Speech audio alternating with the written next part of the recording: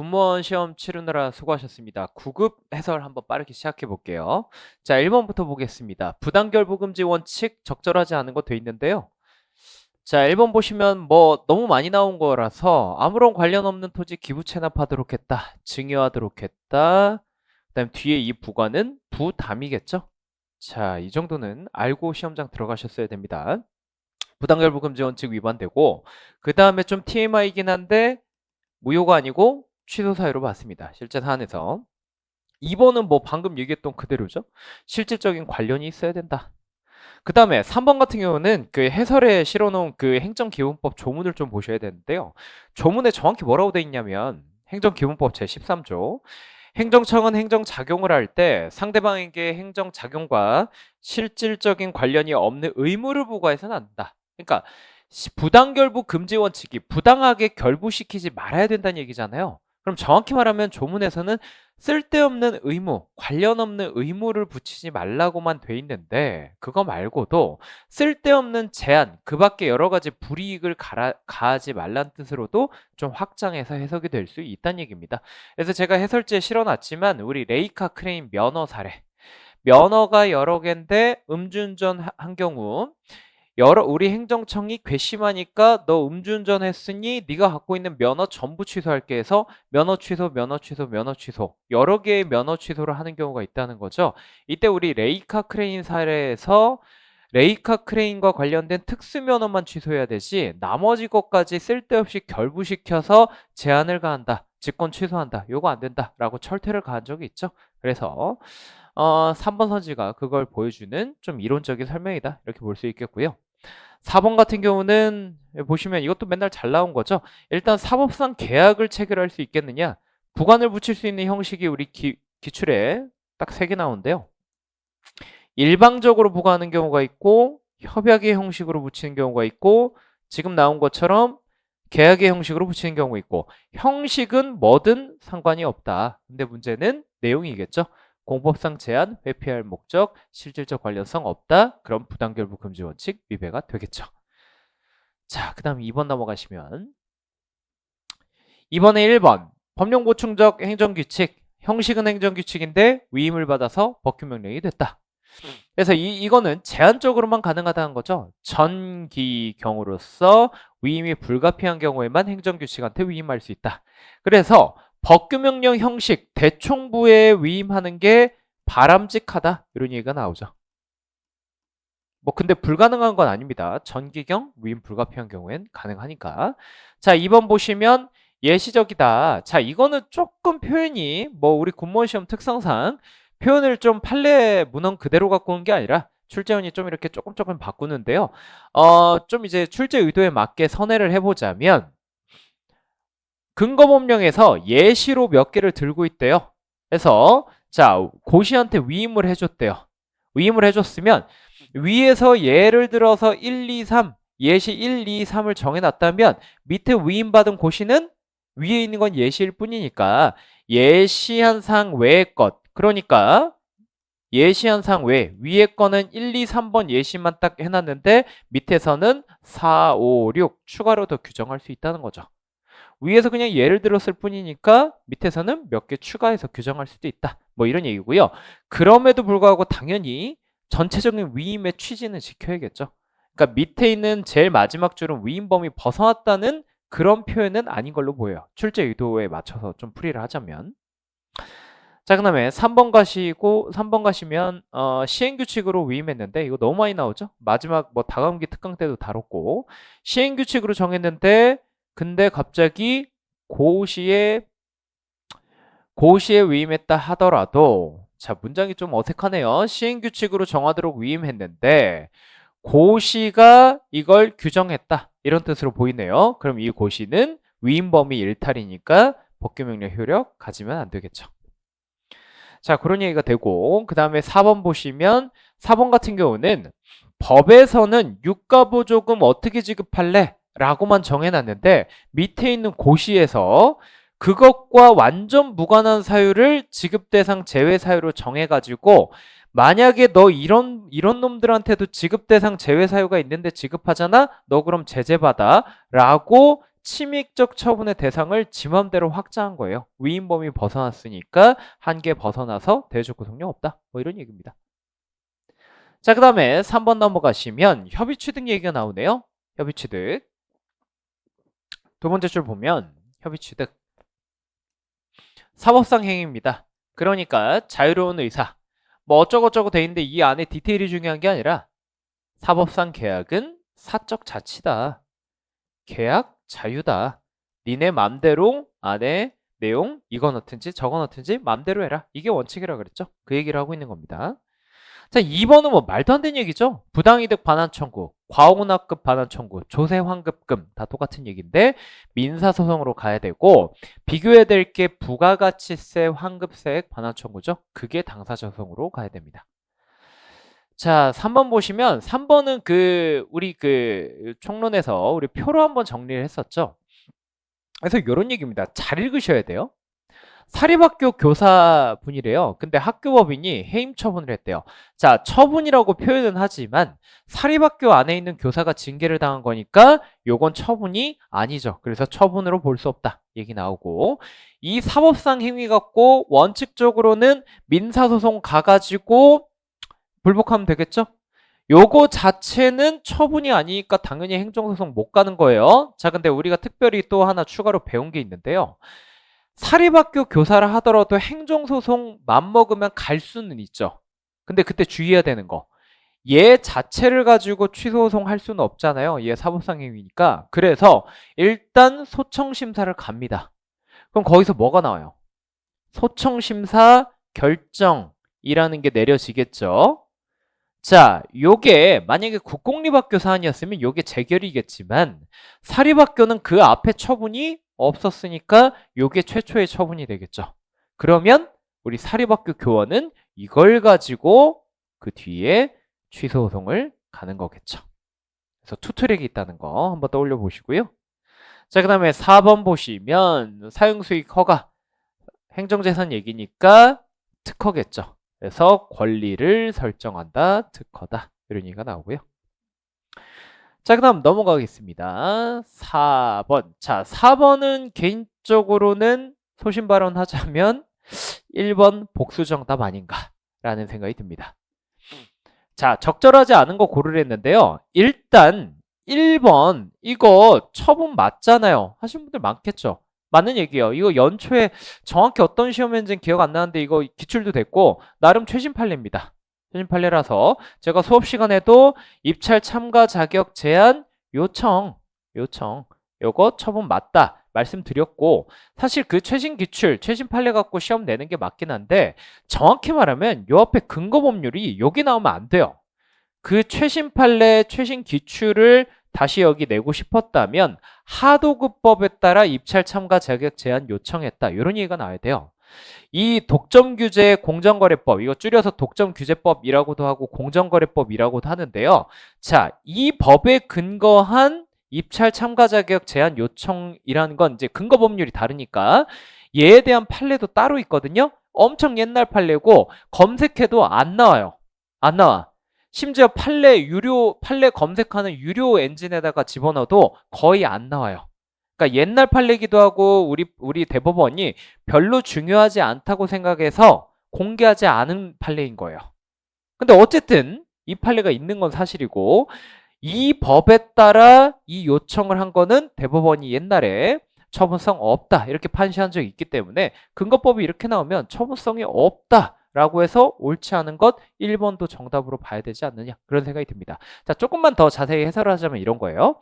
하도급법에 따른 요청은 왜 처분성이 있다고 봤느냐, 요청이라고 돼 있긴 하지만 공정위가 다른 기관한테 빨리 입찰 참가 자격 제한하세요 요청했을 때 이걸 하도급법에 따르면 무조건 따라야 돼요. 그러니까 요청을 받은 관계기관은 이제 한 달만 지나면 입찰 참가 자격 제한을 할 거야. 그럼 저쪽에 이 어떤 회사가 지금 자기를 지목해서 지금 요청이 내려진 거 알았다고 합시다. 어차피 나중에 입찰 참가 자격 제한될 테니까 다툴 필요가 있다는 거예요. 근데 공정거래법은 이 요청을 꼭 따르도록 하는 개별법상 의무를 부과하는 규정이 없어요. 그래서 그냥 개별법상 내용의 차이입니다. 아무튼 해설에 이제 자세히 적어 놨어요. 그래서 1번도 굳이 따지자면 복수 정답 같고요. 전반적으로 조금 우리 군무원 시험이 항상 입찰 참가 자격 제한 문제는 좀 이렇게 계속 뭐 되게 좋아하니까 자주 내는데 좀 대충 내는 경향이 있습니다. 자, 2번. 일단 준정부기관이라고 했으니까 입찰 참가 자격 제한할 수 있는 공공기관 안에 들어갑니다. 근데 이건 사실 제가 해설에도 실어놨지만 공공기관 운영법 조문을 알아야 되는데 이 조문까지 하나하나 익힌 건 좀 오바긴 하죠. 아무튼 뭐 제한 조치할 수 있는 공공기관이다. 그래서 3번도 조금 문제가 되는데요. 정확히 말하면 우리 판례가 뭐라고 합니까? 그냥 입찰 참가 자격 제한 처분성이 있다 없다라고 안 하고 이게 사법상 계약에 근거했는지 우리 발문만 봐도 뭐 계약 체결했다 뭐 이런 얘기 나오잖아요. 그렇죠? 법 얘기도 나오지만 입찰 계약 체결했다라는 얘기도 나오잖아요. 그러니까 계약에 근거했는지 공공기관 운영 법에 근거했는지를 사실은 따져보고 얘에 근거했으면 처분성 있고 얘에 근거했으면 처분성 없다. 그래서 우리 판례가 뭐라고 합니까? 이거 뭐를 근거로 삼고자 했는지는 이 공공기관 의사표시를 해석해 봐야 된다. 의사표시 해석의 결과를 줘야 이렇게 처분이다. 법에 근거했구나. 처분이다라고 할 수 있는데 이 계약에 근거했는지 법에 근거했는지 정확히 주어지지는 않았단 말이죠. 그래서 이것도 좀 애매하긴 한데 아무튼 이걸 전제로 한 선지로 보입니다.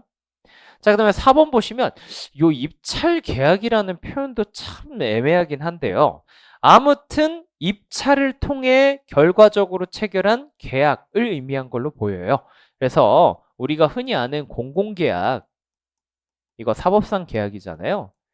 이 판례에 전문을 까보면 입찰 절차를 거쳐서 아무튼 요런 계약을 체결했다. 뭐 이런 흔적이 좀 나옵니다. 그래서 그걸 염두에 두고 아마 요거 이 두 개가 동일하다는 전제하에 이거 사법상 계약이다. 이렇게 낸 거 아닌가 싶습니다.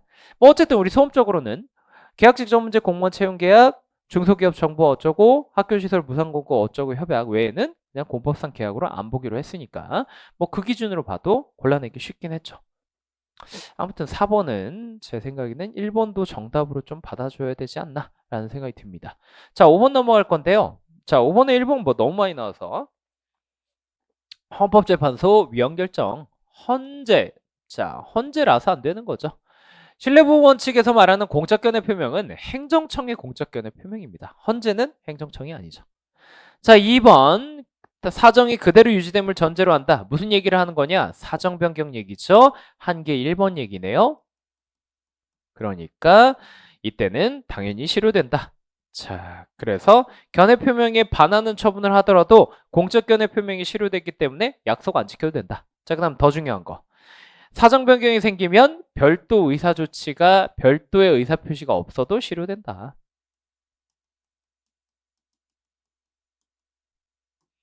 자, 그 다음에 3번, 4번 결국 같은 얘기네요. 요건 2번 얘기입니다. 귀책 사유 없이 실료해야 된다. 그래서 4번 귀책 사유를 함은 사실은폐, 그 다음에 악의, 이미 하자를 알았다, 중과실로 몰랐다, 요런 게 이제 귀책 사유가 되고요. 그리고 위로 올라가시면 건축주하고 건축사 얘기 나오는데 위임인, 자, 건축주가 위임을 맡긴 거죠. 건축사가 위임을 받은 겁니다. 그래서 건축사가 제한이 있다는 사실을 간과한 거예요. 아무튼 둘 중 한 놈만 귀책 사유가 있으면 그냥 둘 다 있는 걸로 본다. 그래서 우리 판례 모두를 기준으로 파악한다. 이런 얘기 나오잖아요. 건축사라는 전문가가 간과했으니까 중과실로 보면 되겠죠. 그러니까 귀책 사유 있다. 시험에 아주 잘 나오는 선지들만 쭉 나왔고요. 전반적으로 표현이 조금 이렇게 임의로 좀 변형한 흔적은 많이 나오지만 정답 선지 자체는 골라내기가 수월했다. 자, 6번 보시면 6번에 1번은 우리 봉투 모의고사에 나온 건데요. 병사 복무기간 너무너무 중요하지 않겠습니까? 우리나라 징병제 국가잖아요. 그래서 반드시 법률로 정해야 되고 실제 사안은 뭐였냐면 그 영창 갔다 온 거 이런 거. 뭐 지금은 영창제도 폐지됐지만 영창 갔다 오면 옛날에는 복무기간에 안 넣어줬어요. 그러니까 무슨 얘기냐면 영창 가면 그만큼 난 제대 늦게 되는 거예요. 근데 이 복무기간에 안 넣는다는 그 규정 자체가 법에 없었던 거죠. 왜 의회 유보원칙 적용될 사안인데 네 맘대로 제대할 시점을 늦추느냐 해서 철퇴를 맞은 거죠. 그래서 의회 유보원칙 적용 사안이다. 자, 2번은 뭐 의회 의원칙 적용되지 않는 사안이다. 그냥 보고 여러분들 숙지하시면 되는 거고요. 3번은 뭐 워낙 뭐 자주 다뤘으니까요. 자, 보시면 운전면허 취소 사유. 이게 음주운전이죠. 자, 그걸 사유로 그 다음 단계 운전면허 취소 처분을 가죠. 이게 A라고 한다면 그 다음 단계 운전면허 취소 처분. 그 다음 단계가 개인 택시 운송사업 면허 취소가 되겠죠. 강학상 허가, 강학상 특허. 그럼 이 순서를 지켜야 된다는 거예요. 자, 근데 읽어보면 운전면허 취소 사유는 있대요. 근데 운전면허 취소 처분은 이루어지지 않았으니까 A에서 B를 안 거치고 C로 바로 갈 수 있느냐? 그게 안 된다는 거죠. 법률 유보 원칙에 따라 순서를 지켜주셔야 된다. 그런 얘기가 되고요. 그 다음에 4번 보시면 4번 법률에 의한 규율만을 뜻하는 게 아니다. 근거한 규율을 요청한다. 왜냐하면 기본권 제한이라는 표현이 나왔으니까 비교해야 될 거. 기본권 실현이라는 표현이 나오면 법률에 의한 규율이 반드시 필요합니다. 근거한 규율만으로 안 돼요. 그 다음에 구체성과 명확성을 구비해야 된다. 구체성과 명확성을 구비해야 된다는 무슨 얘기예요? 자, 일단 기본권 제한이니까 법률에 의한 걸 필요가 없어요. 자, 이거 한번 밑에 한번 쭉 그려볼까요? 여러분들 헷갈리실 수 있으니까. 자, 이런 얘기입니다. 일단 중요사항이냐 아니냐에 따라 나눠. 중요사항이면 법률에 의한 규율이 반드시 필요하고 중요사항이 아니면 법률에 근거한 규율이 필요해요. 그래서 결국 무슨 얘기를 하고 싶은 거냐? 위임이 가능하냐는 겁니다. 법률에서 밑에 있는 법규명령에 위임할 수 있겠느냐? 중요한 사항이면 의회 의원 측이니까 안 돼. 1번 선지처럼. 중요하지 않아? 2번 선지처럼 위임할 수 있다. 중요하지 않으니까. 위임할 수 있으면 그 다음 단계로서 혹시 위임을 하긴 하는데요. 포괄적으로 위임해도 됩니까? 자, 요 논의로 이어져야겠죠? 얘는 애초에 위임이 안 되니까 얘는 위임이 되니까 이 논의가 없는 거고 얘는 중요하지 않아서 법률에 근거한 규율 위임이 되니까 얘는 그 다음 단계로서 포괄적으로 위임되느냐를 따져야겠죠? 원칙적으로 포괄 위임 안 된다. 예외적으로 포괄 위임 되는 경우가 조례 같은 경우가 있겠죠. 그래서 이때 포괄적으로 위임하면 안 되니까 반대말 구체적이고 명확하게 위임해야 된다. 이런 얘기가 나온 거죠. 자, 넘어가 보시면 7번입니다. 7번에 1번 좀 주의하셔야 되는 게 이거 시행 규칙이 위임을 받았는데 요거 지금 안에 사업계획 변경에 관한 사항을 지금 위임받아서 규정했다 그랬지 제재적 처분에 관한 사항을 규정했다고 한 적이 없습니다. 그러니까 총리령이든 부령이든 그냥 법률의 위임을 받아서 법규명령 되는 일반적인 경우지 제재적 내용을 담고 있어서 위임에도 불구하고 행정규칙으로 강등되는 경우가 아니라는 거. 자, 그 다음에 2번 보시면 자기구속 원칙이네요. 자, 재량권 행사 준칙은 재량 준칙인데 요거 공표만으로 대외적 구속력 발생한 게 아니라 이게 중요하죠. 되풀이 시행돼서 행정 관행이 발생해야 된다. 이때 자기 구속 예의가 나오고요. 만약에 저 관행이 위법하다 예의가 나오면 자기 구속 발생하지 않겠죠. 자, 그 다음에 3번 보시면 3번 3번도 자주 나오는 선지들입니다. 권한을 부여했대요. 행정기관에. 야, 행정기관아, 나 법인데 너가 한번 규정해 볼래? 그럼 이 행정기관 입장에선 법규명령 형식으로 할 수도 있고 행정규칙 형식으로 할 수도 있네요. 지한테 권한이 있으니까 지 맘이죠.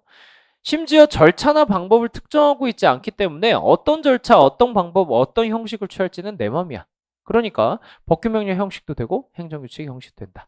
근데 굳이 행정규칙인 고시로 정했대요. 위임 받아서 정했기 때문에 위임 한계를 벗어나지 않는 한 대외적 구속력 있겠죠. 우리 앞에서 다룬 법령 보충적 규칙 얘기입니다.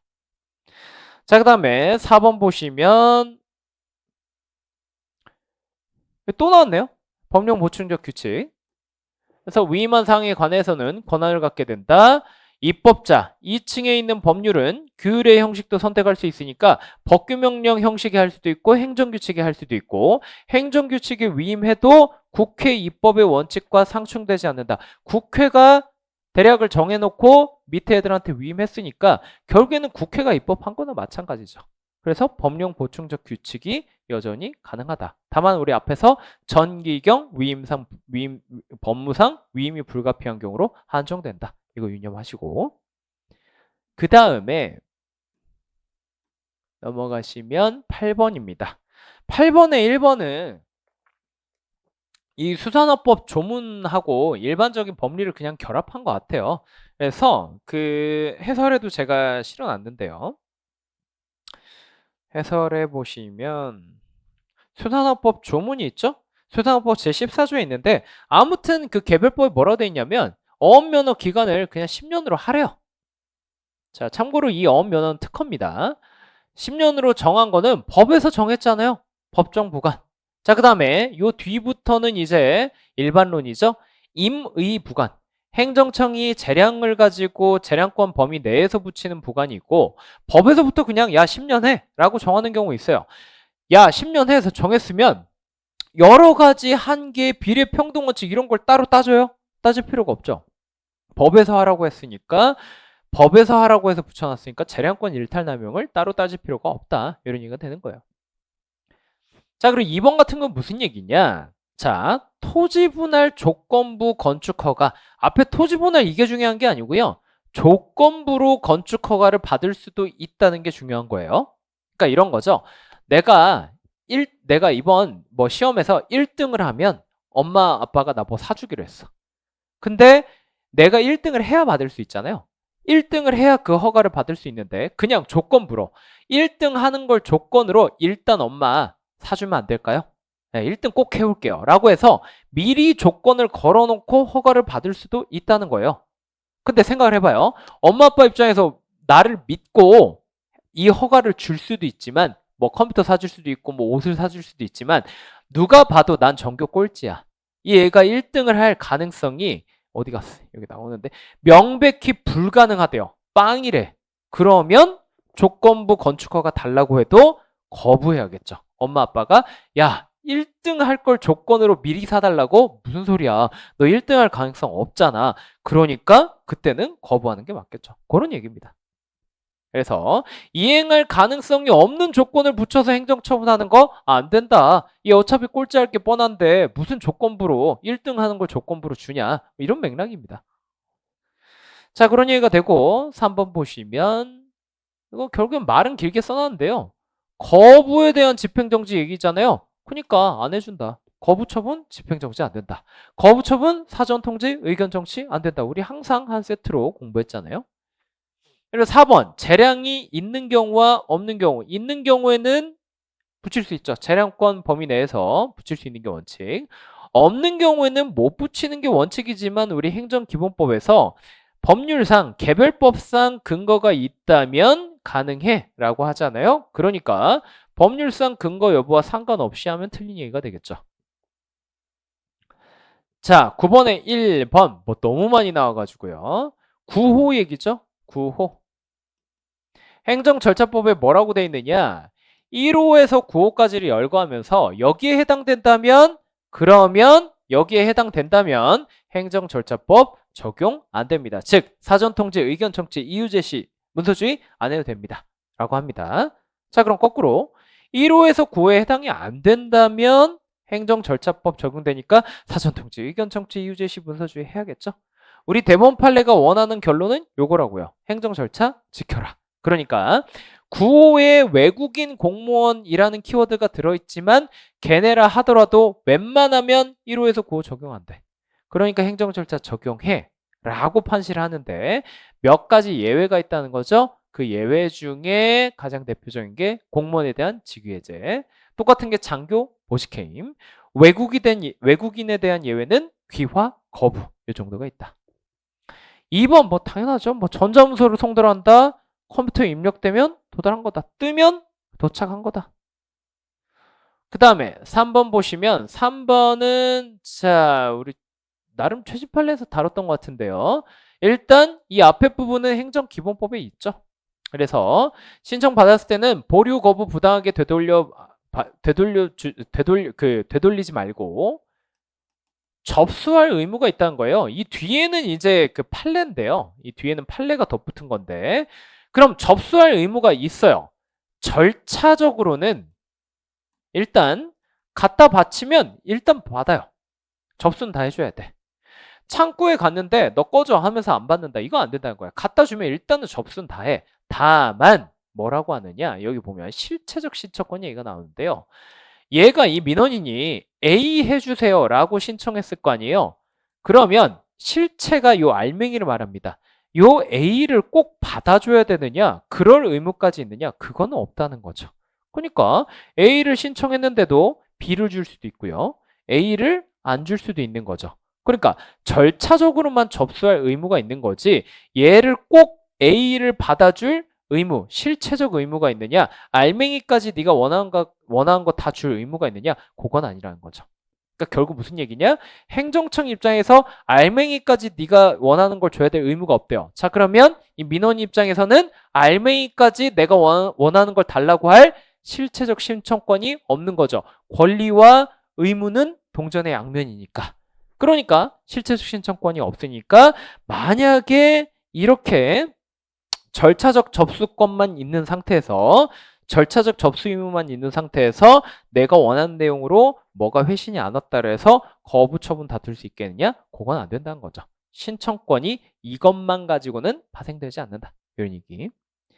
4번 거부 처분은 사전 통지 대상 아니다. 아까 뭐 집행정지 하면서 우리 아까 위에서 봤었죠? 거부 처분은 하여간에 특이하다.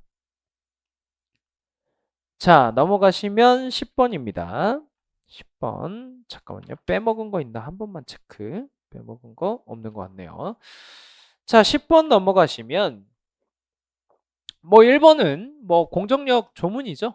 그래서 소멸되기 전까지는 유효한 걸로 통용되는 겁니다. 그러니까 위법하지만 유효죠. 적법한 걸로 추정되는 게 아닙니다. 위법하지만 아직까진 유효하다. 무효인 처분은 처음부터 공정력 같은 거 없죠. 자, 2번도 뭐 워낙 최근에 두세 번 나왔었죠. 그래서 요 앞에 부분, 뒤에 부분 전부 다 법무부 관장사항이라 그랬고 얘네 대해서는 행정기본법상 행정강제 적용되지 않는다. 강조해서 다뤘고요. 저런 조문이 있다는 겁니다.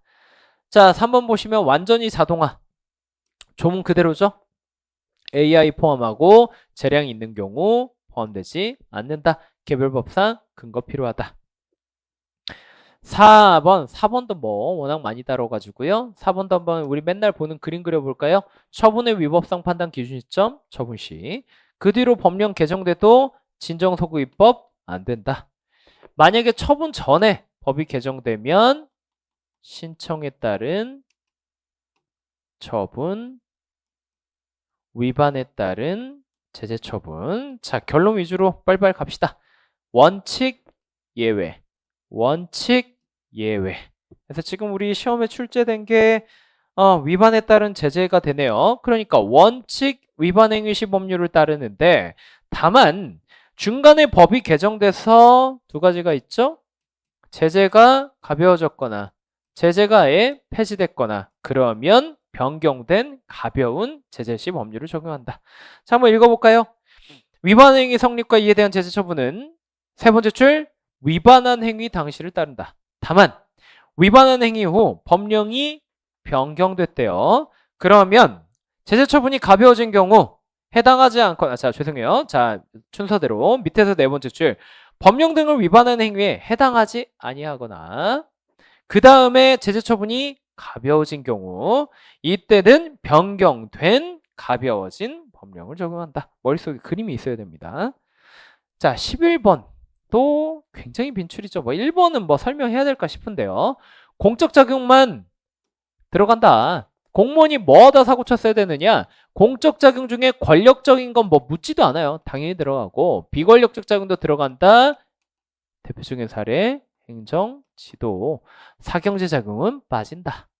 자, 2번 국회. 국회가 입법 의무가 있는데 안 만들었대요. 자, 국회는 악법을 만들 수도 있고요. 다음에 좋은 법을 안 만들어서 문제될 수도 있다는 거죠. 우리 판례 다 읽어보면 원칙적으로는 뭔 짓을 하건 간에 우리 국회의원들은 건들지 말자는 건데 아주 예외적인 상황에만 책임이 성립할 수도 있다, 이론적으로 뭐 이런 얘기를 하죠. 그러니까 성립한다 이렇게 단정 지으면 틀린 얘기가 되는 겁니다. 자, 3번도 마찬가지예요. 법관의 재판 법령을 위반했을 수도 있죠. 바로 이렇게 인정된다고 안 합니다. 우리 제19 감사기 한댔잖아요. 그래서 불복 절차, 시정 절차라는 심급죄, 세 글자로 줄이면 심급죄가 있다면 그러면 항소 상고를 통해 바로 잡아라. 자, 그리고 4번은 자, 여기 보면 증거나 자료를 누락 조작했다. 얘기가 나왔죠. 뭐 이것 때문에 이제 좀 직관적으로는 풀리기가 쉬운데 원래 판례는 이런 특별한 사정이 있는 게 아닌 이상 영장 발부라든지 아니면 체포나 구속 행위 그 자체가 뭔가 잘못됐다 그래서 무조건 경찰한테 잘못됐다고 볼 수 없다는 게 원칙이다. 이런 게 요게 이제 원칙적인 설시고요. 그러니까 판사가 결국 영장을 발부하는 거고 체포나 구속도 판사가 발부한 영장에 의해서 이루어지니까 이것만 갖고 곧바로 경찰이 잘못했다 이렇게 볼 수 없다는 게 원칙. 다만 예외. 경찰이 증거나 자료를 막 일부러 누락하고 조작했다? 이러면 또 경찰이 아주 예외적으로 잘못이 있을 수도 있다. 이런 구조니까 원칙과 예외를 구분해서 알아둡시다. 자, 그 다음에 12번에 1번, 2번 비교하면 되겠죠? 자, 1번 같은 경우 우리 9개년인가 4개년에서 봤고요. 한국증권협회입니다. 지들끼리 사적으로 협회 만들었으니까 정보공개 의무자에 해당되는 공공기관에는 안 들어간다. 근데 KBS는 빼도 박도 못하게 그냥 공기업이죠. 얘는 들어간다. 뭐 그냥 이겁니다. 자, 그다음에 3번 모든 국민은 청구권을 가지잖아요. 다 들어간다. 자연인, 법인, 비범인 사단, 비범인 재단, 설립 목적 다 불문한다. 플러스 일정한 외국인까지도 우리 법에서 포함시키고 있죠. 4번 거부 처분 받았으면 그냥 원고 적격 당연히 인정된다. 자, 13번 넘어갑니다. 13번. 14번에 1번은 조금 표현이 애매하긴 한데요. 제가 해설에 최대한 출제 의도를 존중해서 조문과 그 판례를 찾아서 넣었거든요. 이런 것 때문에 공무원 시험은 좀 제가 해설지 만들고 뽑아내고 하는데 시간이 좀 공무원 시험보다 배로 걸립니다. 출제 의도를 제가 좀 곱씹어 가면서 4번처럼 이걸 복수정답으로 봐야 돼, 안 봐야 돼, 이걸 좀 고민을 많이 해야 되기 때문에. 자, 아무튼 1번 뭐 출제 의도에 맞게 선회를 해보자면 사업인정 고시가 될 때 우리 판례가 이런 얘기를 합니다. 그 해설에서 양가로 2번 문단인데요. 이때 토지 소유자 및 관계인에 대한 손실 여부 판단의 기준 시점이다. 근데 그럴 수밖에 없는 게 사업 인정 고시일이 최초 사업 인정 시작할 때 이제 이 사업의 개시를 알리는 그 시점이잖아요. 요때 야 토지 소유자 그 동네에 있는 토지 소유자 그리고 관계인 일로 와봐. 너네가 이제 보상 받을 수 있는 후보자들이야. 이게 이제 어느 정도 특정이 되잖아요. 그런 얘기를 하는 겁니다. 근데 요 문장 그대로 숙지하는 것보다는 제가 해설에 실어드린 조문과 판례를 보시는 게 더 좋을 것 같아요.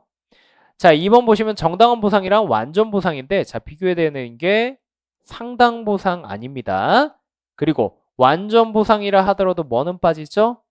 개발 이익은 빠지죠. 그다음에 3번 같은 경우는 우리 이제 기본서에도 있는 내용이긴 한데 표준지 공시지가든 개별 공시지가든 상관없습니다. 공시지가 꼭 객관적으로 봐야 되는 거고요. 실거래 가격 기준이 아니라는 거. 실거래 가격이랄 게 잘 없어요. 그리고 매우 드물게 시골 땅 매우 드물게 거래되기 때문에 그걸 뭐 객관적 가격이라고 할 수 있겠느냐? 그럴 수는 없다는 거죠. 자, 그다음에 4번은 조금 지엽적이긴 한데 상식적으로 한번 접근해 봅시다. 어려운 내용 아니에요. 자, 휴업 얘가 이 공익사업 때문에 휴업을 해서 그 휴업 기간 동안 보상을 해줄지 아니면 아예 영업을 접었기 때문에 아예 통 크게 보상을 해줄지 그걸 좀 구분하자는 거예요. 뭐가 휴업이고 뭐가 폐지냐 이런 얘기입니다. 자, 그럼 이걸 이전해서 다른 곳에서 영업을 이어가겠대요. 그래서 저기서 리모델링 해가지고 확장 이전하느라 한두 달 정도 지금 쉰 거래. 그럼 휴업이죠. 근데 그렇지 않대요. 이전에서 다른 곳에서 더 할 수가 없대. 예를 들어 이 계곡에서 나는 미꾸라지로만 추어탕을 끓일 수 있대. 저쪽으로 이사 가면 그거 없대. 그냥 장사 접어야 돼. 그럼 폐지다. 그냥 상식적인 얘기입니다. 국어적인 의미 가지고 그냥 구분하시면 되고요. 자, 그 다음에 14번을 가시면 개인정보보호법인데요. 사실 뭐 1번은 조금 치사하긴 한데 2, 3, 4번이 뭐 평소에 뭐 여러 번 좀 언급됐던 것들이고 수업 시간에 많이 다뤘기 때문에 소거해서 좀 푸셨으면 좋았을 것 같다는 생각이 듭니다. 요게 3년입니다. 인증기간 3년. 자, 좀 할 말 없죠? 자, 그 다음에 2번 같은 경우는 옛날에 우리 카페에도 질문이 올라왔는데요. 완전히 자동화돼 가지고 내 개인정보를 막 처리해 버렸대요. 그러면은 거부하거나 설명. 야, 내 개인정보 무슨 뭐 저기 공장에서 막 갈아 넣듯이 내 거 막 처리하느냐. 싫다. 또는 야, 도대체 어떻게 처리하겠다는 거야? 완전히 자동화하면 니네 관리는 제대로 하고 있는 거야? 물어볼 수 있다는 거죠. 다만 자, 이게 이미 나왔으니까 그냥 여기까지 심화해서 물어볼 수 있다는 거죠. 그 조문 안에 보시면 괄호가 있습니다. 37조 2랑 세 번째 줄. 괄호 안에 행정기부법 20조에 따른 자동적 처분은 제외한대요. 우리 앞에서 자동적 처분 이거 조문 봤거든요. 어디 나왔느냐? 저기 10번에 3번 얘기예요. 10번에 3번. 10번에 3번이 그쵸? 20조라고 나와 있죠. 자, 이 경우에는 거부하거나 설명 요구할 권리를 안 가진다는 거예요. 왜 그렇느냐? 자, 우리 아까 언급했었죠. 그 조문은 개별법에 따른 근거를 또다시 요구하고 있어요. 거기다가 재량이 들어간 것들은 대상에서 빼버리죠. 그러니까 뭔가 법적 근거도 없이 행정청 지 맘대로 재량으로 막 돌려버리는 거라면 그러면 찝찝하니까 내 개인정보 잘 들여다보고 있는 거예요? 라고 설명 요구할 수 있지만 거긴 두터운 안전장치가 있잖아요. 뇌피셜로 재량 있는 건데 재량권 불행사로 재량권 불행사로 재량임에도 재량을 잘 발휘하지 않고 완전히 자동화하고 있는 거 배제하고 있고 그 다음에 개별법상 근거까지 두텁게 요구하고 있기 때문에 이쪽에는 안전장치가 많기 때문에 이런 권리까지 다 보장할 필요는 없다. 뭐 이런 취지로 여겨집니다. 그래서 괄호 안에 있는 것도 앞으로 시험 준비하시는 분들은 이게 제외된다는 거 좀 알아주시면 좋을 것 같고요. 자, 3번 같은 경우는 익명 처리로 먼저 해보고 그 다음에 가명 처리로 가래요. 익명 처리 먼저 해보고 그 다음 가명 처리 가라는 건데 이게 이제 바뀌어서 나올 수도 있거든요. 주의하셔야 돼요. 익명 정보는요. 개인정보보호법상 아예 개인정보도 아니에요. 보호 대상도 아니에요. 왜 그럴까요? 익명화를 해버리면 예를 들어 김대현을 그냥 랜덤으로 그냥 돌려가지고 그냥 얘를 피카츄로 이름 바꿔버린 거예요. 그러니까 그것도 없어. 김대현 닉네임은 피카츄다라는 이 명단조차 없어. 그냥 랜덤으로 그냥 확 섞어버린 거예요. 그래서 피카츄만 보고는 이게 원래 김대현이었다는 사실을 알 수도 없어요. 그러니까 얘는 완전히 익명화가 됐기 때문에 보호를 더 할 필요도 없는 거예요. 그러니까 개인정보 어떻게 보면 얘는 개인정보가 털릴 위험이 아예 없는 자료가 되는 거죠. 그러니까 이거 먼저 시도해봐라. 근데 가명정보란 건 뭐냐면 김대현을 피카츄로 바꿨어요. 바꿨는데 누군가는 원본 명단을 갖고 있는 거예요. 김대현은 피카츄고 뭐 장원영은 뭐 라이츄고 뭐 이런 식의 원본 명단이 있으니까 이 명단을 누가 손에 넣으면 어쨌든 저거 김대현이구나를 알 수가 있게 되는 거지. 그러니까 얘보단 조금 보호 정도가 덜한 거죠. 그러니까 얘 먼저 해보고 그 다음 얘로 해라. 자, 4번 보시면 개인정보를 수집하거나 수집 목적 범위에서 이용할 수 있으려면 자, 여러 가지 사유가 있습니다. 그 중에 1호가 당연히 정보 주체 동의인데요. 그 외에도 2호, 3호, 4호, 5호가 쭉 있어요. 동의 없이도 수집하고 이용할 수 있는 경우. 그 중에 하나가 계약 체결. 네가 너하고 체결한 계약을 이행하려고 내가 이걸 정보를 이용하는 거야. 네가 계약 체결하면서 이 서비스 제공해 달라며. 그럼 네 개인정보가 필요하잖아. 그래서 그 과정에서 필요하다면 네 동의를 따로 더 안 받아도 된다. 뭐 이런 얘기입니다. 그래서 여러 가지 사유가 있다는 거. 자, 15번에 1번은 잘 나오는 선지는 아닌데요. 뭐 나왔네요. 정답 고르는데 지장을 주는 선지는 아닙니다. 자, 대물적. 일단 얘는 대인적 사정강제 얘기인데요. 대물적, 사정강제란다. 즉시강제요. 대물적 즉시강제는 불법 게임물 폐기수거가 있죠. 여기서는요, 아예 우리 판례가 뭐라고 하느냐, 영장주의 아예 필요 없습니다 라고 얘기합니다. 왜냐면 물건에 대한 거니까 인권 침해 소지가 없는 거예요.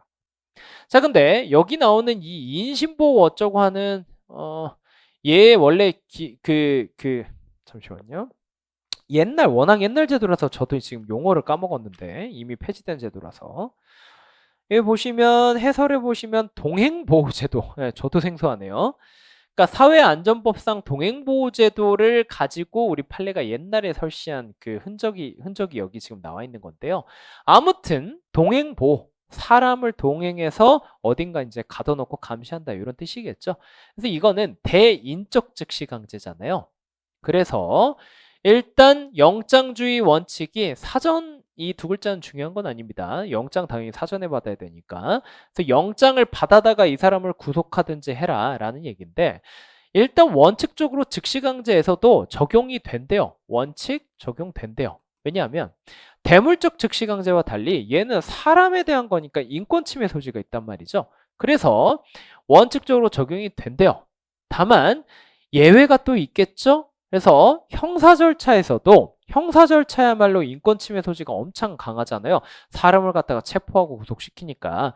근데 거기에서도 예외가 있단 말이죠. 그럼 하물며 형사 절차가 아닌 우리가 지금 다루고 있는 행정 절차에서도 예외를 인정할 수 있겠죠. 그래서 이런 예외가 있을 수도 있다는 거죠. 그래서 이때는 영장이 원래는 필요하지만 예외적으로 필요하지 않을 수도 있다라는 건데, 요걸 일반론으로서 이렇게 당당히 제시할 수 있는지는 잘 모르겠어요. 왜냐면 저도 방금 버벅댔지만 동행보호제도라는 걸 가지고 옛날에 우리나라 좀 이렇게 뭔가 민주주의가 덜 발전됐을 때 그때 좀 이렇게 인권 침해 경종을 울리기 위해서 그 제도에 대해서 이 설치한 그 법리이기 때문에 요게 다른 영역까지 다 이제 전개가 될 수 있을지는 조금 의문이긴 한데, 아무튼 그 판례를 모티브로 해서 낸 게 맞다면 어쨌든 그 판례에서 원칙적으로는 영장 필요하고 예외적으로는 면제될 수도 있어 라고 한 건 맞기 때문에 일단 뭐 맞다고 인정하는 게 좋을 것 같아요. 자, 2번 보시면 행정상 즉시강제는 권력적 사실행위다. 맞는 얘기죠. 그리고 처분에 해당하느냐? 일단 처분에 해당되죠. 다만 원칙적으로 금방 끝나버리잖아요. 권력적 사실행위 속성상. 그러니까 소이익이 없는 게 원칙이지만 또 예외가 있을 수 있겠죠. 그게 계속되고 있대요. 즉시강제가. 강제격리를 1년 내내 하고 있대요. 그럼 지속되는 중에 당연히 계속 소이익이 인정되겠죠. 하루라도 빨리 풀려나야 되니까. 자, 그 다음에 4번 보시면, 자, 요거는 우리 한번 그림 그려볼까요? 이건 수업 시간에 참 많이 강조했던 건데요. 행정강제 안에 강제집행이 있고 즉시강제가 있고요. 강제집행 안에 대집행 이행강제금, 그 다음에 강제징수가 있고, 대집행 이행강제금으로도 의무부가 불이행되면 직접강제로 가겠죠. 그래서 항상 이렇게 부등호를 쳤습니다. 즉시강제가 강제집행에 비해 보충적이다. 직접강제가 대집행 이행강제금에 비해 보충적이다. 근데 여기서는 지금 거꾸로 써놨죠? 그래서 강제집행이 예외적인 수단 아니죠. 이게 원칙이고 즉시강제가 예외적으로 보충적으로 적용이 돼야 맞겠죠. 자, 그런 얘기가 되고요. 그 다음에 넘어가시면 16번에 1번 자주 나오는 논점입니다. 벌금, 과징금, 벌금, 이행강제금, 벌금, 과태료 다 마찬가지입니다. 이중처벌 금지 원칙, 즉 일사부재료 원칙 위반이 되려면 형사처벌 한 번 했는데 또 형사처벌해야 돼요. 근데 과징금, 과태료, 이행강제금 다 기출됐던 것들이거든요. 이런 것들은 형사처벌이 아니기 때문에 병과가 가능하다는 거죠. 병행해서 부과해도 이중처벌이 아니게 된다. 2번 보시면 말만 길지 인도, 명도, 대집행 안 되죠. 비대체적 자기 의무다. 그 다음에 3번 보시면 반복된 처분 논점이네요. 2차, 3차. 계고가 몇 번씩 반복됐다? 1차에만 처분성. 독촉이 반복됐다? 1차에만 처분성. 통지가 반복됐다? 1차에만 처분성. 다만 예외가 되는 건 거부처분. 거부처분은 그때 처분성이 다 있는 게 원칙이다. 4번 가산세라고 되어 있지만 이 자리에 과징금 영업정지가 들어가도 똑같죠? 고의과실을 어디 갔냐? 이게 너무 커서 안 보이네요.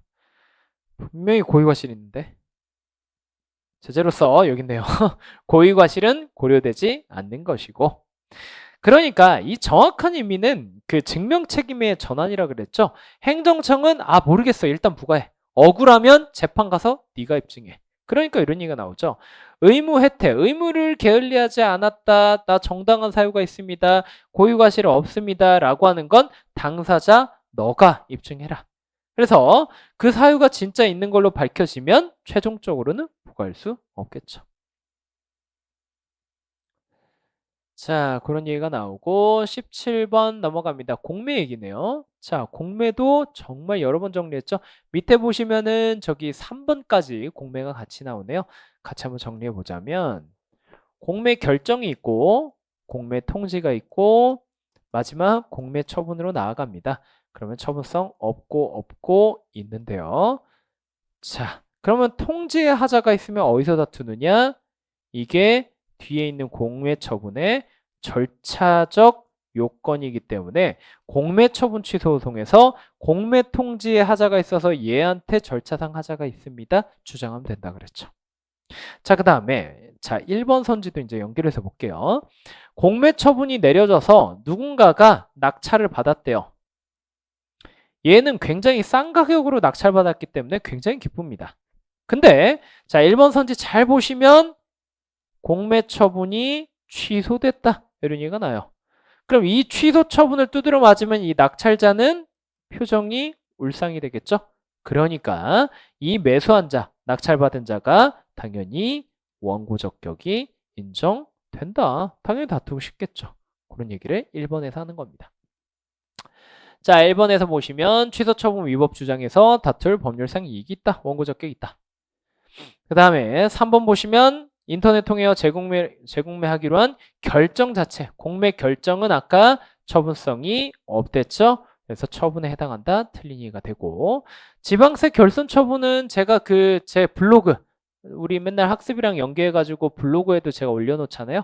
거기에 우리 정확히 어디서 나왔는지 기억이 안 나네요. 4개년인가 9개년인가 나왔던 거 제가 블로그에다가 올려놨는데, 결손 처분, 지방세에 못 낼 사유가 있다는 거예요. 그러니까 자, 요거는 납세 의무가 정확히 말하면 소멸되는 게 아니라 체납 처분을 종료한다. 즉 일시정지 눌러온다는 거예요. 더 이상 도감매청 해봤자 이게 어디 간지도 모르겠고 이거 경매 붙이는 거 좀 힘들 것 같아. 일단 일시정지 해놨다가 나중에 결손 처분 취소했대요. 그럼 다시 플레이 버튼 누르는 거죠. 다시 시작한다. 요 정도 의미지 처분이 아니라는 거죠. 처분이라고 돼 있지만 처분이 아니다. 그냥 인강으로 치면 스페이스바 누르는 거다. 4번 보시면 뭐 독촉의 그냥 그 의의입니다. 그래서 독촉 체납 처분할 테니까 빨리빨리 해라. 뭐 최고란 얘기 나오는데 이건 법적 용어입니다. 독촉한다 이런 얘기야. 그래서 뭐 통지행위로서 준법률적 행정행위다. 뭐 그냥 의의로 알고 계시면 되는 거고요. 자, 넘어가시면 이제 18번입니다. 18번 같은 경우는요. 뭐랑 논리가 유사하냐면 우리 무허가 영업, 허가를 안 받았네요. 그럼 사법상 법률행위, 효력이 부정되느냐, 여전히 유효하다 그랬죠. 그러니까 허가 안 받고 노량진 컵밥집 운영했어요. 불법 노점상이야. 그러면은 여러 가지 행정 제재나 형사처벌은 받겠지만 거기서 이루어진 수많은 컵밥 매매 계약, 우리 돈 주고 사 먹잖아요. 그 효력은 무효로 돌아가는 게 아니라 그랬잖아요. 마찬가지 논리입니다. 그래서 직접 거래 금지, 공인중개사가 남의 물건을 이렇게 중개를 해줘야 되는데 지 부동산을 이 의뢰인한테 팔아. 그거 하지 말라는 거예요. 이게 눈탱이 칠 수 있잖아요. 정보가 공인중개사님한테 몰빵돼 있으니까 이거 공정한 척 하면서 내 거 부동산 이 사람한테 눈탱이 칠 수 있단 말이죠. 그래서 금지해 놓고 있는데 적발됐대요. 그럼 사법상 효력은 어떻게 되느냐? 그냥 유지되고요. 이 사람만 그냥 행정상 제재, 형사처벌 받는다. 요거랑 논리가 똑같고요. 자, 2번. 자, 얘 같은 경우는 취소, 직권 취소 철회를 행정청한테 신청할 권리가 일반적으로 인정되느냐? 원칙 인정 안 됩니다. 다만 예외가 두 가지 있댔죠? 자, 일단 예외 두 가지 중에 하나. 키워드 공사중지명령, 원인 사유, 해소. 그러면 신청권 인정되고요. 그 다음에 또 다른 사안. 토지 소유자와 건축주 얘기가 나옵니다. 근데 둘 사이에 땅을 빌려주기로 하는 계약이 해제가 됐대요. 항상 키워드 뭐가 나오냐? 귀책 사유는 이 건축주한테 있지 토지 소유자한테는 없다. 토지 소유자는 억울해. 그러니까 토지 소유자는 행정청한테 이거 건축허가 철회해 주세요. 요구할 신청권이 있다. 두 가지가 있다는 거죠. 3번 한의사 면허는 항상 쟁점 두 가지라 그랬죠. 허가지 특허가 아니다. 그래서 이런 사안입니다. 일단 특허가 아니라고 정리해 놓으시고 약사들이랑 싸움이 난 케이스인데요.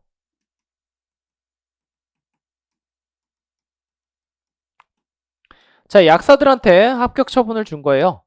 너네 한약 다려도 돼 라고 시험 합격했어. 처분 주니까 당연히 열받죠? 그래서 제3자로서 원고 적격 인정받고자 한 건데, 자, 일단 경업자 관계를 주장했다는 거죠. 비즈니스가 경쟁한다. 근데 경업자 관계는 과당 경쟁으로 인한 경영상 불합리 방지라는 목적이 법에 규정돼 있어야 돼요. 근데 그게 없었던 거죠. 그래서 한의사들이 내가 받은 면허는 독점적 이익을 보장하는 특허다. 왜 얘네가 들어와서 내 밥그릇 깨느냐 주장했지만 응 아니야. 강학상 허가야. 라고 해서 독점하는 것도 아니야. 너 원고 적격 없어 해서 각하당한 케이스입니다. 그래서 보호되는 이익 아니다. 그 다음에 4번 같은 경우는 인허가 의제 케이스인데요. 얘를 받으면 얘도 의제를 해준대요. 주된 인허가, 관련 인허가.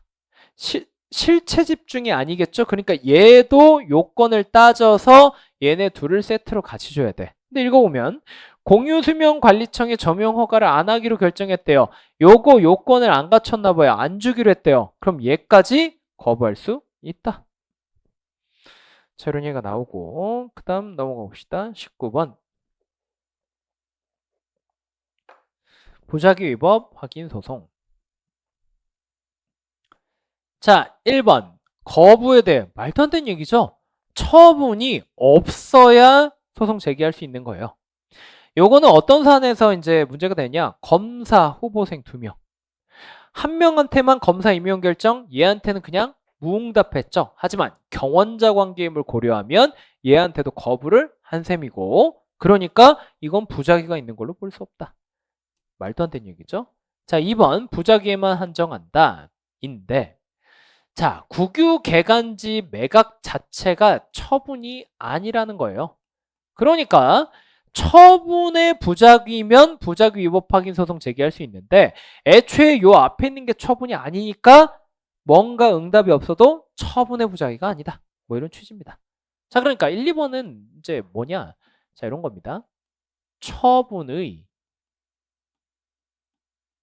부작위가 필요하잖아요. 그럼 앞부분에서 문제가 있을 수도 있고 뒷부분에서 문제가 있을 수도 있는데 1번 같은 경우는 부작위가 아니다.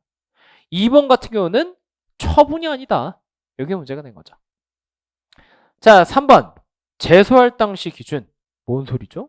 이게 아니라 우리 부작위 위법 확인 소송의 위법성 판단 기준 시점은 사실심, 변론, 종결시고 이게 판결시가 됩니다. 우리 일반적인 처분 취소 소송이었으면 처분시, 재결 취소 소송이었으면 재결시겠죠. 근데 여기서는 아무것도 없으니 얘가 변론 종결시까지 부작위를 지속하는지를 본다는 거예요. 그래서 4번 당연하죠. 아니 신청을 해야 신청을 안 한 놈이 어떻게 부작위가 있다고 할 수 있겠어요. 그러니까 일단 원고 적격 조문을 보시면 신청을 한 자가 부작위를 받은 경우 법률상 신청을 한 자 중에 법률상 이익이 있는 자가 제기할 수 있다. 그러니까 신청하지 않았으면 원고 적격 없는 거고요. 신청권은 원고 적격과 대상 적격 둘 다 요건이 되죠. 그러니까 어쨌든 이때는 소송 제기할 수 없다가 맞겠죠. 자, 표현은 좀 투박하긴 한데 평소에 좀 이해를 하면서 공부하셨으면 답 골라내는 데는 뭐 문제는 없습니다. 자, 1번은 도대체 무슨 얘기냐? 집행정지 중에 영업정지기관이 어떻게 경고하죠? 자, 이럴 수 있는데 이거는 좀 표현이 조금 판례 표현부터가 좀 이상한 거예요. 원래 7월 1일부터 8월 31일까지 영업정지 기간이에요. 자, 근데 집행정지가 나왔어. 그러면 당연히 영업정지 진행 안 되죠. 그러니까 결국 이 얘기예요. 쭉 이제 영업정지는 정지된 채로 쭉 뒤로 밀려요. 지금 영업정지가 정지됐으니까 지금 영업정지의 집행이 정지됐으니까 뒤로 쭉 밀려. 그러니까 이런 얘기예요. 집행정지 기간 동안 쭉 밀릴 건데 원래 7월 1일에서 8월 31일까지였잖아요. 쭉 밀리다 보면 7월 1일에서 8월 30일 기간도 지날 거란 말이지. 그 얘기를 이렇게 한 거예요. 경과했다면 소의 이익이 없어지느냐? 그럴 리가요. 아니, 영업정지가 지금 어떻게 보면 냉동된 상태로 뒤로 쭉 밀린 거잖아요. 그러니까 원래 정지됐어야 될 기간이 지났어도 쭉 뒤로 밀려갖고 아직 영업정지는 한 번도 집행된 적이 없으니까 영업정지는 남아있는 거고, 그러니까 취소소송할 만한 소이익이 있는 거죠. 만약에 집행정지가 안 됐으면 7월 1일에서 8월 30일이 지났다? 그러면은 소이익이 없어지겠지. 그러니까 판례 표현이 참 좀 그렇습니다. 자, 그리고 처분의 효력기간 경과했대요. 이게 이제 반대 경우죠. 영업정지기간 경과했대요. 그럼 원래는 소이익이 없어야 돼요. 근데 예외적으로 반복될 위험성이 있다. 예, 그러면은 소이익이 인정된다. 자, 3번도 너무 많이 나왔죠.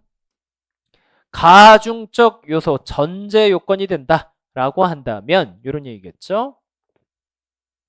4번도 어마어마하게 많이 나온 건데 이 두 개가. 자, 3번, 4번 한번 그림 그려봅시다. 3번 보시면 자, 영업정지가 자, 소송을 쭉 하는데 집행정지 안 받아줬나 봐요. 다 지났다고 합시다. 그럼 이때부터는 소의 이익이 없겠죠. 근데 아까 우리 지문에서 뭐라고 했느냐? 요 1회차 영업정지 받은 게 얘가 전과로 남아서 후에 나중에 내가 한 번 더 위반하면 가중이 될 수 있대요. 그러니까 이거죠. 이 기간 내내 나는 한 번 더 걸리면 가중된 제재를 받을 위험에 노출이 되는 거예요. 그러니까 예외적으로 소의 이익이 계속 있겠죠. 왜 그럴까요?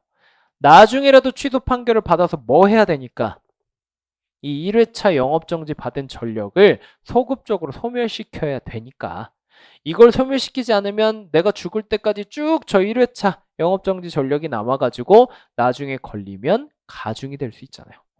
자, 그 다음에 4번까지 내친김에 한번 좀 볼까요? 워낙 자주 나온 것들이라서. 자, 그것도 마찬가지입니다. 이때 뭐 파면 처분이든 해임 처분이든 상관없어요. 아무튼 나를 자르는 처분이 있네요. 그럼 효과는 두 가지야. 내 자리가 없어져. 나한테 돈이 안 들어오겠죠? 잘렸으니까. 자, 그래서 소송을 합니다. 하는데 항상 중간에 어떤 이벤트가 발생합니다. 소송 도중 임기, 원래 나의 임기가 만료되거나 뭐 정년이 도래하거나 아니면은 뭐 지방의회 의원이면 지방선거가 치러지거나. 자, 그러면 이때 이후로는 네 자리로 다시 돌아갈 수가 없어요. 원래 임기가 끝났으니까. 지방의회로 치면 이미 6월 지방선거 끝나고 그 다음 기수 애들 다 들어와 있으니까 다시 돌아갈 수는 없어요. 그런 의미에서 소이익이 없어 보일 수 있지만 이때라도 취소 판결이 확정되면 소급적으로 얘네 둘이 원래 없었던 것처럼 취급이 되고 그럼 한 번도 안 잘린 셈이 되는 건데 왜 돈이 안 들어왔지? 그쵸?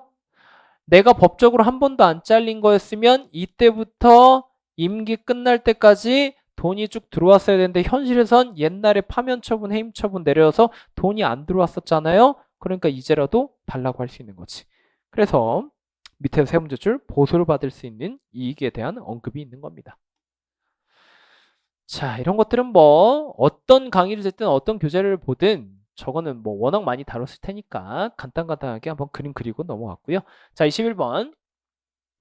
자, 21번에 1번은 뭐 별 얘기는 아닙니다. 자, 안날 90일, 있으나 1년이 있어요. 그러면 제3자라고 해서 안날 90일 안 지켜요? 지켜야겠죠? 그 얘기예요. 어떤 경위로든 알았거나 쉽게 알 수 있다. 그러면은 안날 90일 지켜라. 이런 얘기예요. 그 다음에 2번 보시면 자, 있은 날이든 안날이든 항상 뭐다? 정식으로 공문이 도달을 해야 있은 날도 있고 안날도 있다. 그 전에 더 잘 나오는 표현은 다른 경로. 그 다음에 또 다른 사안은 정보공개 청구에서 우연히 알았다. 그 다음 우리 지금 여기 사안처럼 홈페이지 새로 고침하다 발견됐다. 이런 것들은 전부 다 있은 날, 안 날을 앞당기는 요소가 안 돼요. 그러니까 이거죠. 정식으로 송달된 날은 이때야. 요 앞에 다른 경로를 알게 됐대. 예를 들면 정보공개 청구했대. 예를 들면 홈페이지 통해 알게 됐대. 그런다 해서 있은 날, 안 날이 앞으로 당겨지냐? 아니라는 거예요. 그래서 그 홈페이지 접속한 날부터 기산한 게 아니다. 3번 제소기간 도과하여 불가증력이 발생했다. 자, 이거는 둘로 나눠야겠죠? 자, 이때가 안날이고요. 보통 이제 안날은 있은 날로 추정되니까 90일이 이때라고 한다면 자, 요때는 불가증력 발생하지 않았을 때고 요때는 불가증력이 이미 발생한 상태겠죠? 자, 그렇다고 한다면 거기 이제 행정청이 잘못 안내했다 이런 얘기가 나오잖아요. 잘못 고지했다. 자, 분명히 지금 행정심판 제기할 수 있다고 잘못 고지했댔으니까 원래는 행정심판을 법적으로 못 가게 막아둔 상황이란 거예요. 지금 행정심판 못 가는 경우니까 갈 수 있다고 잘못 안내했다 이런 얘기가 나오겠죠. 자, 그러니까 이때 나는 이 제소기간 지켜서 소송 갔으면 그냥 이 기간 문제는 전혀 발생하지 않았을 텐데 행정청이 잘못 고지, 잘못 안내한 덕분에 괜히 행정심판 갔다가 요 제소기간을 넘겨버린 거예요. 그러면 얘 입장에서는 행정청한테 사기당해가지고 제소기간을 지금 넘겨버린 셈이잖아요. 그러니까 얘는 원래는 부적법하게 행정심판 갔다 온 거지만 불쌍하니까 이때부터 90일 다시 세주자 이렇게 된다는 거죠. 자, 그에 반해서 불가증력이 이미 발생한 상태야. 그럼 얘는 이미 제소기간 넘긴 사람이고 이때 행정청이 사기를 쳐가지고 행정심판을 가느라 지금 더 늦었대요. 더 늦은 거지 사기당해서 비로소 늦은 건 아니잖아요. 그래서 이때부터 90일 따로 세주느냐? 그게 아니다. 두 가지를 나눠서 봐야 되는데요. 불가증력이 발생했다고 했으니까 이때는 적법한 제소기간 내에 소가 제기된 걸로 볼 수가 없다. 자, 그런 얘기고 정확히 말하면 이에 따라 제소했다 하더라도 재결서 정본 송달일부터 90일이라는 제소기간을 적용받을 수는 없다. 뭐 이렇게 표현이 되어야겠네요. 자, 그다음에 4번 행정심판 청구에 대해 각하 재결을 받았대요. 자, 각하 재결을 받았다는 건 뭡니까? 행정심판 청구가 부적법했다는 거죠. 그러니까 적법하게 행정심판을 거쳐왔으면 재결서 정본 송달일 된 시점부터 90일 넉넉하게 여유있게 소송 넘어와 라고 특례를 적용해 주는데 부적법하게 이따위로 갔다 오면 이 특례를 적용해 줄 수가 없는 거겠죠. 그러니까 재결서 정본 송달받은 날부터 90일 이내 최소소송 제기했다? 누구 맘대로 이렇게 되는 거죠. 제소기간 준수한 게 되지 않는다. 자, 22번 넘어가 봅시다. 1번은 뭐 우리 군법 기출이라서 주문의 위법성 명시한다. 이유가 아니라는 거죠. 판결 이유가 아니라 주문에다가 그 다음에 사정 판결은 기각하는 판결이라는 거. 자, 2번 외형상 하나의 처분이다. 이 얘기 왜 나와요? 자, 이런 얘기죠. 내 위반 행위가 여러 개요. 이거 영업정지 1개월짜리, 이것도 1개월짜리, 이것도 1개월짜리야. 그럼 원래는 3개월 영업정지가 나가야 되는데 그쵸? 실제로 3개월 영업정지 나갔어요. 그러니까 3개월 영업정지가 총 합의화된 건 맞지만 원래는 1개월, 1개월, 1개월 공문이 3장으로 나갔을 수도 있는 거를 얘가 외형상 하나의 처분으로 내보낸 거죠. 그러면 이 모든 것에 대해서 취소소송이 걸렸으면 우리 판사님은 어떻게 봐야 돼요? 이걸 하나의 처분으로 볼 게 아니라 여기 보시면 가분적, 특정 얘기 나오죠? 하나하나 쪼개가지고 얘 위법한지, 얘 위법한지, 얘 위법한지 따로 봐야 된다는 거죠.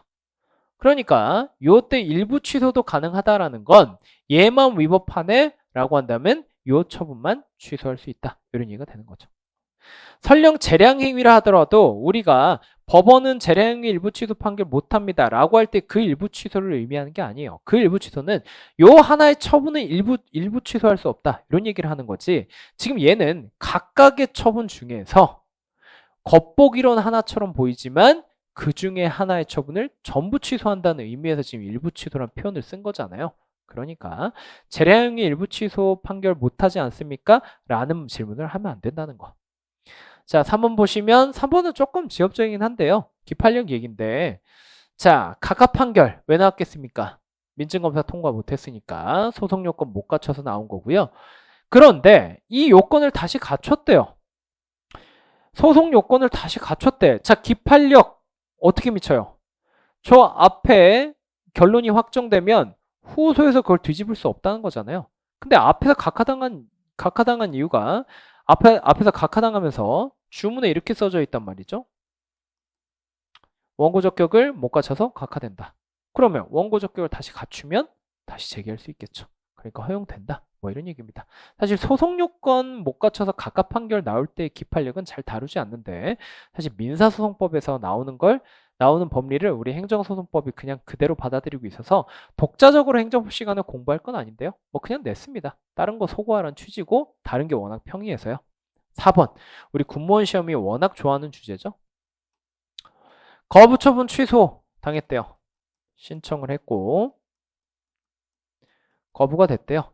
그러면 형성력이 거부처분 작살내고 기속력이 달려나가서 신청에 대해서 재처분을 하도록 하는데 원칙 거부처분 또 하면 안 되지만 예외가 1번에서 3번 맨날 시험 나온 게 있었죠? 한번 외워볼까요? 예외 1번 기사동 없는 전혀 새로운 사유. 예외 2번 법령이 개정된 경우. 예외 3번 절차가 문제였는데 절차를 보완해서 또 거부처분하는 경우. 자, 그런 얘기가 될 거고. 그 다음에 23번 보시면 23번에 1번, 2번은 우리가 아주 친숙하게 알고 있는 그 판례를 가지고 좀 이렇게 간접적으로 낸 겁니다. 국가는 딱 해설 그 판례 보면 바로 알 거예요. TV 수신료 부과. 그때 한국전력이 군부대에 내에 있는 TV 수신료 가지고 국가에 대해서 수신료 부과 처분했다가 왜 행정 절차 안 지켰어? 그래서 그 판례 유명한 표현 국가에 대해서도 행정 절차법 그대로 적용된다. 그러니까 국가도 원고로서 그때 취소소한 거죠. 자, 2번 서울시와 양양군수 건축협의 왜 취소했습니까? 건축협의 왜 거부했습니까? 라고 하면서 소송한 적 있잖아요. 지자체가 원고 자리에 앉아 있었네요. 그 다음에 3번 뭐 직접 상대방의 이유로 바로 인정된 게 아니라 뭐 당연한 얘기죠. 법률상 이익이 있는지 개직구 이익 침해가 맞는지 개별적, 직접적, 구체적 이익 침해가 있는지 봐야겠죠. 보통은 거부처분, 침익적 처분의 상대방이면 보통 법률상 이익 침해 당한 걸로 보겠죠. 아무튼 극히 이론적인 당연한 얘기였고요. 자, 4번 보시면 동시에 허가 신청했으나 뭐 별 얘기는 아니네요. 경험관계. 갑을 동시에 신청했는데 을에 대해서만 허가를 했대요. 그러면은 갑은 자, 을에 대한 허가 처분의 취소를 구하지 않았대요. 자, 정리해 볼게요. 갑이 그럼 매우 슬프겠네요. 다툴 수 있는 방법 옵션 1이 있습니다. 뭐죠? 자기에 대한 거부 처분을 다투는 취소소송할 수 있고 옵션 2 남이 받은 허가를 다툴 수 있는 한 가지 방법이 또 하나 있겠죠. 두 가지 중에 하나가 있는데 을에 대한 허가 처분의 취소를 구한 게 아니래요. 그럼 옵션 2를 안 갔다는 얘기죠. 자신에 대한 거부 처분 취소를 구했대요. 요거를 갔다는 얘기죠. 원고 적격 있느냐? 아니 뭐 당연하죠. 지가 거부당했는데 당연히 원고 적격 있겠죠. 사실 이건 너무 당연한 거고 그 다음 복잡한 이야기가 이 판례에서 이어지는데 무슨 얘기합니까? 소의 이익이 있다. 옵션 2 못지않게 옵션 1도 소의 이익이 있다. 자, 이 얘기는 행정법 총론 통틀어서 가장 어려운 얘기이기 때문에 해설 강의에서 전부 다 그림 그려가면서 할 수는 없고요. 한 3가지 사안을 한꺼번에 비교해야 되거든요. 그래서 기본서 들어가서 소이익 파트에서 꼭 찾아보시기 바랍니다. 자, 24번은 조문 갖고 그대로 낸 거예요. 그래서 출제 포인트 되는 거 뭐 그대로 나왔기 때문에 사실 틀리면 좀 반성 좀 하셔야 돼요. 그래서 조문 보시면 되는데요. 조문 보시면 괄호 안에 항상 뭐뭐 포함된다 제외된다 이런 게 출제 포인트 된댔잖아요. 그래서 아니나 다를까 여기 보시면 제재 처분 제외됩니다. 행정상 강제 제외됩니다. 둘 다 제외된다는 거. 제재 처분 및 행정상 강제 제외된다. 그다음에 법원의 확정 판결이 있는 경우도 제외된다. 그 다음에 중과실입니다. 앞에 어떤 쟁송 절차 거쳤다면 중과실 없이 주장하지 못한 경우에만 할 수 있고, 요건 뭐 몇 번 기출돼서 재심사 해봤는데 야 그냥 처분 유지할게, 기각했다는 얘기죠. 그럼 이 결과, 이 결정에 대해서 또 처분성 부여하면 네버엔딩 스토리죠. 처분의 재심사, 불가쟁력 발생해가지고 한 번 더 기회 준 건데 그걸 가지고 또 기각결정 기분 나쁘고 처분성 인정하면 재심사 마지막 기회를 줬는데 또 요거에 대해서 소송하고 또 요거 갖고 문제 삼고 난리가 나겠죠. 그러니까 불복할 수 없다. 뭐 이런 것들은 조문 그대로 나온 겁니다. 재심사는 한동안 계속 조문 갖고 나올 거예요. 이게 조문 자체도 좀 누더기고요. 판례도 아직 축적이 안 됐기 때문에요. 자, 그 다음 마지막 문제 같네요. 빼먹은 거 있는지 한 번만 체크할게요. 하나 본 것 같고, 그 다음에 앞 문제도 다 한 번씩 봤네요. 마지막 문제 25번 행정심판법. 자, 의무행 심판의 재결에는 정확히 말하면 인용재결이라고 해야 되지 않을까요? 뭐 아무튼 좀 투박하긴 하네요.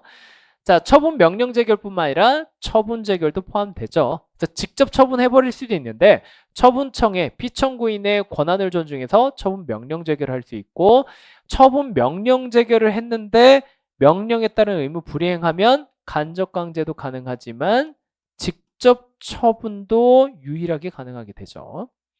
이번은 뭐 다감기 특강에서도 너무 많이 강조했고요. 뭐 맨날 나오는 거죠. 재결이 확정됐다라는 건 불가증력 발생해서 더 이상 다툴 수 없다는 거예요. 그러니까 정확히 말하면 취소 소송 못 간다는 거죠. 이 앞부분은 불가증력 발생했다. 할 수 없다까지는 뒤에는 기판력 얘기입니다. 불가증력이 발생했다 해서 기판력의 효과가 발생하느냐? 그게 아니겠죠. 그러니까 할 수 없게 되는 것은 아니다로 끝나야 돼요. 실제 판례 업무도 이렇게 돼 있고. 자, 3번 보시면 거부하는 처분 취소 재결, 거부 처분 취소 재결입니다. 자, 조금 이 뒤에 부분 양립할 수 없는 다른 처분 이 부분이 어려울 수 있는데 우리가 아는 그 법리요. 자, 앞에서 설명했던 거기도 하고, 거부 처분 취소 재결이 있으면 취지에 따라 재결의 주문과 이유 다 살펴보고 이전의 신청에 대한 처분을 해야 된다. 맞는 얘기죠. 소송에서도 똑같았고요. 자, 근데 이전의 신청에 대한 처분이면 신청에 따른 처분일 수도 있고 신청을 또 거부하는 처분일 수도 있죠. 이게 무슨 얘기냐? 이런 얘기입니다. 자, 요 경원자 요 관계 그대로 갖고 오면 될 것 같은데요. 자, 이런 상태예요. 얘한테만 허가를 줬고 얘한테 거부를 했다 합시다. 자, 그럼 우리 앞에서 거부 처분 취소된 경우에 뭐 예외적으로 또 거부할 수 있는 경우 얘기했잖아요. 자, 그거 그대로 갖고 오는 겁니다. 자, 거부 처분 작살 났고, 그러면은 요 앞에 남겨진 신청에 대해서 이제 재처분을 해야 되는데, 원칙은 거부 처분을 또 하면 안 되는 거잖아요. 예외적으로만 거부 처분을 또 할 수 있는 거잖아요. 자, 이런 얘기입니다. 자, 그럼 원칙은 거부 처분을 또 하면 안 된다고요. 즉, 받아주라는 거예요. 즉, 갑한테 허가를 주라는 겁니다. 그럼 원칙적으로는 표시를 해볼까요? 인용을 해줘야 되고 얘한테는 이제 뭐 해야 돼요? 얘한테는 저 허가를 취소를 하는 게 맞겠죠? 원칙적인 모습이 이렇다는 거예요. 물론 예외는 있습니다. 원칙적으로는 이래요. 그런데 저희 뒤에 이제 양립할 수 없는 처분 얘기가 나오잖아요. 만약에 행정청이 원칙적으로 이제 얘한테 주고 얘 거는 이제 취소해서 도로 회수해야 되는데 만약에 얘한테 그냥 허가를 또 준 거예요. 허가를 그냥 유지를 해놓고 나한테 또 거부 처분을 한 거야. 또 거부 처분을 한 거야. 그게 양립할 수 없는 처분인 거죠. 원칙적으로는 뭘 해야 되느냐?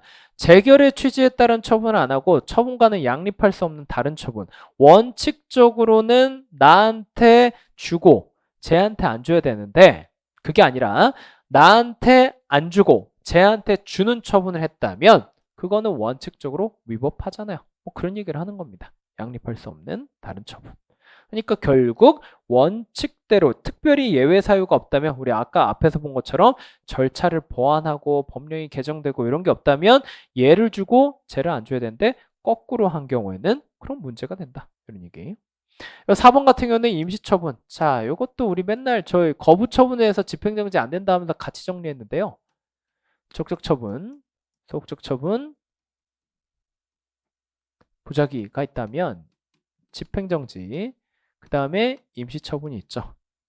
그러면 죄송.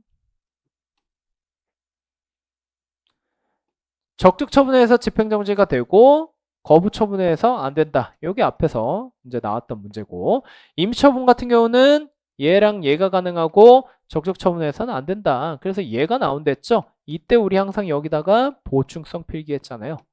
조문 보시면 처분이나 부작위를 대상으로 한다고 해요. 그럼 처분이라고 한다면 얘네 둘 다 들어가는 거잖아요. 그럼에도 불구하고 해석상 얘가 빠지는 건 4번 선지와 같은 조문 때문에 임시처분은 보충성이 있어서 적극처분에 대해서 집행정지가 가능하면 이에 대해서는 임시처분 굳이 적용할 필요 없다. 해석 결론이 이렇게 된다라는 겁니다. 네, 그래서 여기까지 좀 해설을 했는데요. 전반적으로 뭐랄까 작년하고 또 다르게 표현이 군무원 시험스럽게 좀 출제위원회 좀 취향에 맞게 표현이 이렇게 좀 변형된 게 좀 눈에 많이 띄어요. 그래서 읽다 보면 꼼꼼히 읽으면 이게 뜻이 이게 맞나? 라고 하는 게 조금 이제 좀 마음에 걸리긴 해. 그래서 해설지 만들 때 좀 저도 고민이 많긴 했거든요. 근데 그럼에도 불구하고 정답 선지는 고르는데 문제가 없었어요. 그래서 그게 이제 출제위원 입장에서는 꽤나 면피 될 수 있는 사안 같고, 그 다음에 4번 선지는 좀 누군가 이의제기 는다면 그 결과를 좀 보고 확정 답안 좀 체크할 필요는 있겠다. 그래서 하반기에 이제 지금 주로 이 해설 강의에 참조하시는 분들은 하반기 국가직 7급이랑 지방직 7급 앞두신 분들이 꽤 많단 말이죠. 그래서 이 표현 가지고 너무 왜 난 이 표현이 해석 안 되지 이렇게 스트레스 받지 마시고, 제가 해설지 지금 배포한 거 카페에도 있고 우리 학원 통해서도 배포되잖아요. 거기에 있는 판례 원문 그리고 조문 원문 그리고 좀 까다로운 것들은 제가 살짝 그 해설을 덧붙여 놨거든요. 그거 보면서 우리 하반기 공무원 시험을 대비하는 게 훨씬 더 효율적일 것 같다. 이렇게 좀 생각을 하셔야 될 것 같습니다. 네, 시험 혹시 보신 분들이 있다면 너무 고생 많으셨고요. 앞으로 보실 분들이 있다면 조금만 더 고생해서 따뜻한 연말 맞이하시기 바라겠습니다. 감사합니다.